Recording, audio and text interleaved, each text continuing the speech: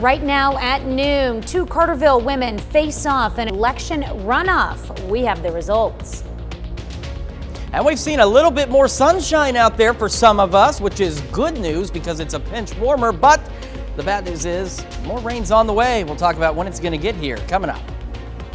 And Arkansas's former governor launches his bid for the 2024 presidency.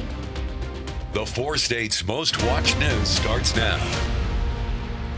3 down, 3 more to go. Half the suspects in a Newton County kidnapping and murder case plead guilty. This is KOAM News at noon. I'm Tanya Bach. Topping our first 7 minutes, the latest court proceedings in the 2020 kidnapping and murder of Michael Hall from Carthage. The crime happened in July of 2020. Authorities say Hall was bound, beaten, stabbed, and then shot to death. 3 suspects, Carla Ward, Russell Hurt, and James Gibson, have now agreed to plea deals. The other 3, Amy Thomas, Freddie Tilton, and Lawrence Vaughn, have plea hearings set within the next week. A Bramer, Missouri man already in prison for killing 2 Wisconsin brothers over a cattle contract is sentenced for a federal crime. Nilsen pled guilty in September to 2 counts of first-degree murder for the 2019 deaths of 24-year-old Justin DeMel and 35-year-old Nicholas DeMel. A judge sentenced Garland Nelson to life in prison without parole, and this week a federal judge handed down another 32 years for defrauding DeMel's livestock of Wisconsin. The city of Carterville announces the results of a special election. On Tuesday, voters in Carterville, Missouri returned to the polls for a special election to determine the winner of the race for Ward 2 on the city council. First time around, it was a 31-31 tie. Yesterday, Judy Martin defeated Terry Arterburn by a vote of 51-39. The special election cost the city $1,100, but Carterville saved more than $2,500 by counting the ballots by hand rather than machine. Well, it is windy and a little warmer outside today. Chris Warner joins us for the first look. Yeah, we got a little bit warmer in some places because we did manage to see a little more sunshine today than what we were expecting, and that's always good news. However, more rain is on the way, and that, I mentioned it bad news earlier. Really, it's not. We need this rain. It is good news. More rain's on the way, but I know some of you would like to enjoy some of this. 7th and Range Line, we're seeing the clouds increase, and from the MoDOT camera at 20th and Range Line, as mentioned, cars always increasing because it's the lunch hour, and I'm glad I'm not driving in it, but you can see it's a little brighter on the south end of Range Line, and seeing clouds increase on the KDOT camera at 69 and 400 just south of Pittsburgh. So why are the clouds increasing? Well, this is why. Rain showers starting to move into the area, just about right on schedule. So they are part of that batch that came in, started to go, moves on, kind of slow, develops a little bit, and will eventually make it here in, say, the next hour or so across the area. Yesterday, started at 45, a little closer to average, made it up to 62, still not where we should be for this time of year, but not too bad, I guess. It's better than the 50s. And here's where we sit. This is what I'm talking about. Now, say some of us where the rain's already started or where the clouds didn't clear as much, Sedan, Newata, Independence, still in the 50s. We've got mid-60s elsewhere. 65 Neodesha, 66 Pittsburgh, 67 in Joplin, Carthage, 66 Lamar, and 59 in Miami. So here's a quick look at what we're keeping an eye on. That one's the easy one. Rain is on its way. We just showed you that. Temperatures will continue to remain below average, but they should start to warm. We'll tell you when that's going to happen, and we're watching the possibility of more showers and thunderstorms next week. We'll take a look at that full forecast, how long this rain's going to last, and when the next round gets here in just a few more minutes. Tanya? All right, thanks, Chris. The Biden administration confirms the death of the mastermind behind the 2021 deadly airport attack in Afghanistan. Pentagon confirms the senior ISIS leader responsible for the deadly attack during the U.S. withdrawal from Afghanistan has been killed. Nicole Saganga has the latest. A suicide bomber killed 13 American service members in 2021 at Afghanistan's main airport in Kabul during the final U.S. withdrawal. Now, almost 2 years later, the U.S. Defense Department confirms the ISIS leader who planned the attack is dead, killed in a firefight with the Taliban earlier this month. It's one less terrorist that we have to worry about. Darren Hoover is the father of Staff Sergeant Taylor Hoover, who died from the blast. To me, it won't be justice ever. The Taliban apparently did not realize who they'd killed, but U.S. intelligence found out. Still, agents have not released a name. 45 other servicemen and women were wounded, and at least 170 Afghan civilians killed in the August 2021 attack. I opened my eyes to Marines dead or unconscious lying around me. Former Marine Tyler Vargas Andrews was hit by more than 100 ball bearings. He believes more could have been done to prevent the attack. The 11 Marines, 1 sailor, and 1 soldier that were murdered that day have not been answered for. He remains frustrated that no government officials have been held to account for the chaotic withdrawal. Nicole Skanga, CBS News, Washington. Asa Hutchinson, the former governor of Arkansas, officially launches his bid for president today in his hometown of Bentonville, Arkansas. Before the announcement, Hutchinson was seen engaging with the crowd, shaking hands and taking pictures with supporters.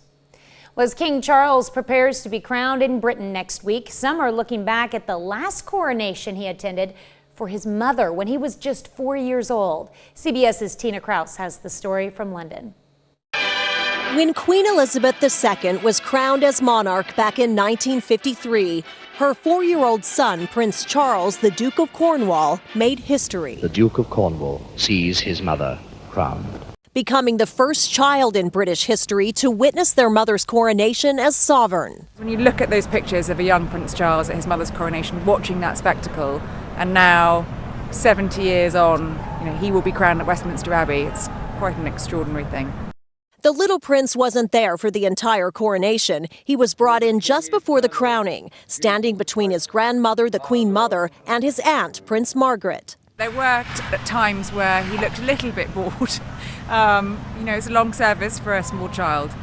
This photo shows the future king looking rather glum. Decades later, Prince Charles told his biographer he was upset because the palace barber cut his hair too short and had plastered it down with gel. Prince Charles. He was in better spirits after the ceremony, practicing his royal wave from the balcony of Buckingham Palace, one he would perfect over the 7 decades he waited to become king. When the now 74-year-old is crowned at Westminster Abbey next week, his 9-year-old grandson, Prince George, will play a part. The future king will watch the historic event from almost the same spot where King Charles stood as a child. Tina Kraus, CBS News, London. Prince George, who is Prince William's son, will be a page of honor for the coronation. And one of his biggest roles is to carry the long and heavy train of the king's robe as he walks through the abbey to be crowned. That's a look at today's top stories and weather in our first 7 minutes. Up next on KOAM News at noon, we meet a high school senior who's got quite the decision ahead of him after he receives acceptance letters from more than 125 colleges. And later, we're making pineapple pretzel squares in the Mr. Food Test kitchen. College-bound students across the country will soon have to choose where they're headed this fall, but one student in New Orleans will be choosing from more than 100 schools. And as Bradley Blackburn reports, he's raking in not only acceptance letters, but scholarship offers too. Every kid applying to college wants to read those magic words, "You've been accepted." And high school senior Dennis Barnes has seen them a lot. What school is this? Hillbrook College? The 16-year-old from New Orleans has a box full of fat envelopes and a growing pile of acceptance letters from at least 125 colleges and universities that want him to attend this fall. It's not normal. I know it's not, of course. I started and didn't realize where I was going, but as I realized the path I was heading down, like I said, I rolled my momentum and then I ended up farther than I even would have ever thought I would have been.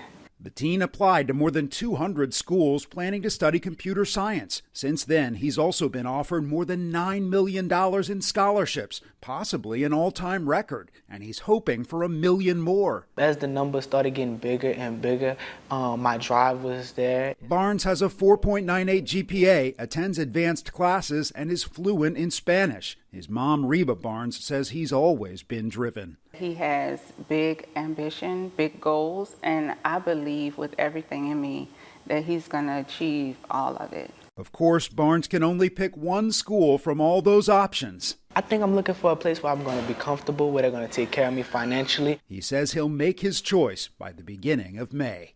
Bradley Blackburn, CBS News, New York. Quite a decision. Another Louisiana student set the previous scholarship record in 2019, receiving $8.7 million. Now, Dennis's school is reaching out to the Guinness Book of World Records to certify his achievement. Congrats to him. Still to come on the KOAM News at noon, Mr. Food. It's National Pretzel Day, so join us as we discover all that these twisted delights have to offer. But first, showers and thunderstorms will continue across the area. In fact, they're on their way right now. We'll take a look at that forecast when we come back.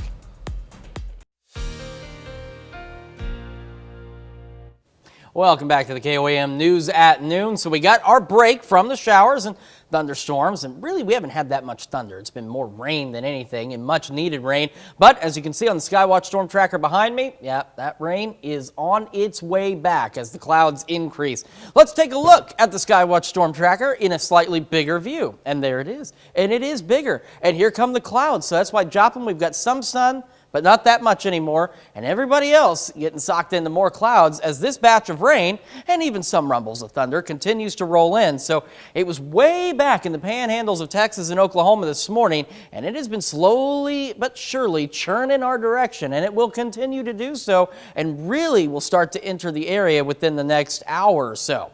So here we go by 3. We've got these showers, and again, maybe a rumble of thunder or two, and you can see where the clouds and rain have been. Watch these temperatures fall back into the 50s while everybody else out here is enjoying the mid-60s. But don't worry, if you're in the 50s, your neighbors are going to be in the 50s before too much longer too, because this rain will overspread the entire area as we proceed through the evening and into the overnight hours. Now there's a pause, but then we turn to very early tomorrow morning and we see additional showers and thunderstorms begin to develop, and look at how quickly they do so. Here we are at 5 a.m. So going to school tomorrow morning, or for those of us here on the morning news, showers, maybe some thunderstorms. And this batch is what's really going to last with us for a good chunk of our Thursday before it clears out. And then we have our biggest break from Thursday evening into Friday. Because look at how far this has to go. It's like the Price is Right yodeler guy. Here we are now at 8:30 Friday with some scattered showers. Few more scattered showers by 3 a.m. Saturday, and then after that, we'll start to get our break. Now, I want to remind you, like I've said before, the precipitation tracker cut off from this morning and is running from now until Friday evening. So that's why these rain totals have gone down. It's not because we're expecting less rain out of all of this. It's simply counting from now through Friday morning. So we're still looking at an additional quarter, half inch, maybe an inch of rain between now and Friday. 7th and Range Line, clouds beginning to build in, not nearly as much sunlight in Joplin, a little brighter on the south end of Range Line from the MoDOT camera at 20th and Range Line. And as we look at the KDOT camera from 69 and 400 just south of Pittsburgh, you can see a little bit of sunlight out there, but it will not last much longer as the next round of showers moves in. 67 in Joplin, so very nice, not normal, but nice. East-southeast breeze at 20, gusting to a whopping 21. So that's what we were talking about. We'll have some briefly gusty winds, and then they'll calm back down. 66 in Pittsburgh, east breeze at 11, gusting upwards of 21. We're looking to reach those mid to upper 60s across the area, except for some of those already under the cloud cover and showers. You're not going to make it out of the lower 60s. Showers, maybe a couple of rumbles of thunder through the evening. Again, persists into the overnight hours. Rain off and on, dropping back down to the broken record of 49. Upper 40s has been the trend the last few days. And then tomorrow, showers, cloudy. It's going to rain the majority of our Thursday, and this is what it looks like in the precipitation tracker. High rain chances all the way through about 3, 5 o'clock, and then eventually it'll start to make its way out of here. So let's take a look at what happens after that. We go into the weekend, not too bad once we get the showers out of here Saturday. Break from the rain Sunday and Monday, mid-60s, and then Tuesday kicks off another run of shower and thunderstorm activity off and on all the way through next Friday, but the nice thing to all of this is our temperatures, at least, start to make it back to normal by the end of next week. So we'll get a 2-day break from the rain showers, and then we'll get some more of this much-needed rain. And what's been great, again, between this rain and our next batch of rain is simply that it's not all falling at once. It's being spread out over several days. So that's been good news, and it's some much-needed rain in the area. I'm digging these temperatures though. It's like They're not that it's warm bad. enough to where you don't really need to run your heater too much, just a little bit, and you definitely don't need your AC yet. Right, exactly.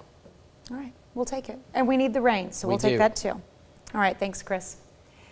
Well, still to come, we are making pineapple pretzel squares in honor of National Pretzel Day after the break. Looking for the perfect balance of sweet and salty and satisfying? Well, check this out. Howard's making pineapple pretzel squares in the Mr. Food Test Kitchen. Did you know that today is National Pretzel Day? Yep, an entire day dedicated to celebrating the pretzel.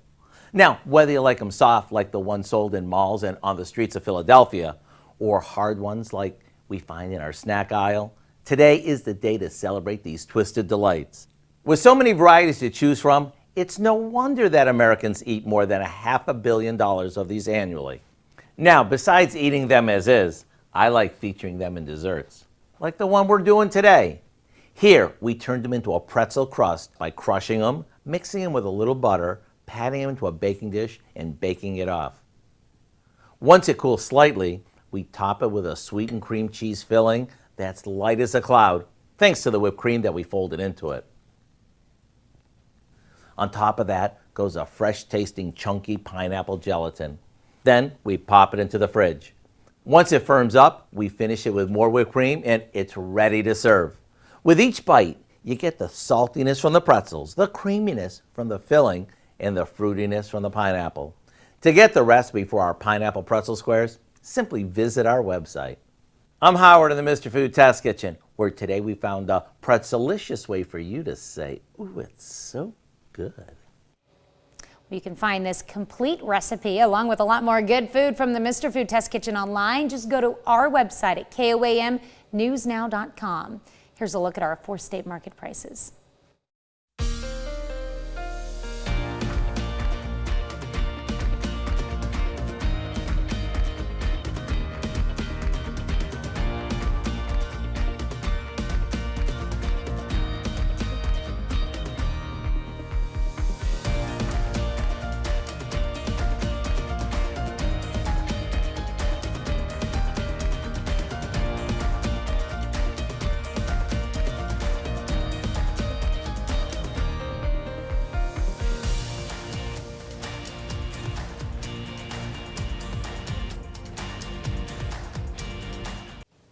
Oh man, if only you knew the fun we had in that 2-minute commercial break. Hey, we've got more rain on the way. Maybe about an hour away for today. More rain through tomorrow. Maybe a couple rumbles of thunder. Some evening showers on Friday. Morning showers Saturday. Break in the rain Sunday and Monday before more rain chances return starting Tuesday of next week. It can rain all at once, just not on my parade. That was for you. All right, well, coming up tonight at 5, new research reveals the emojis you use can say a lot about your mental health and relationships. In Health Watch, how emojis may help hide our real emotions. Plus, a bird's eye view of the cleanup underway in Woodson County after Monday's train derailment. And Carthage third graders learn about famous Missourians by becoming them in a living museum. Join us for those stories and much more tonight on the KOAM News at 5. It's a shame. I told everybody this morning our weather computer has emojis in it. Maybe I should have used some to explain what happened in the commercial break. What you should do for Doug tonight is just go ahead and insert emojis into his where he can't graphics. change it. Yeah, I think it's a good idea. I like that. All right, thanks for joining us for the KOAM News at noon. We'll see you right back here at 5 o'clock.